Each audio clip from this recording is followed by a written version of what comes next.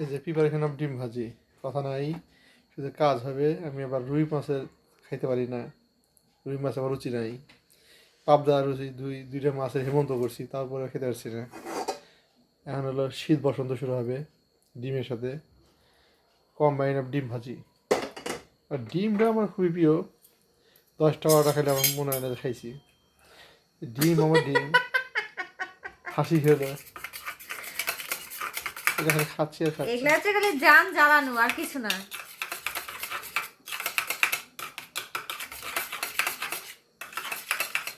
দুই রকমের মাছ রান্না যদি না খাতে ইচ্ছে করে তার এর থেকে তার কিছু বলার দরকার নেই আমার আর। এখন হচ্ছে আমার এগ ফ্রাইং। এটার ভিতরে আমার একটু স্পেশালিটি আছে, একটু ধনে পাতা দিয়েছি, হ্যাঁ, একটু পেঁয়াজের ফুলের ছটা দিয়েছি। এটাকে বলে ভেজিটেবল এগ ফ্রাই। আমার খাবার বোঝেনি তো।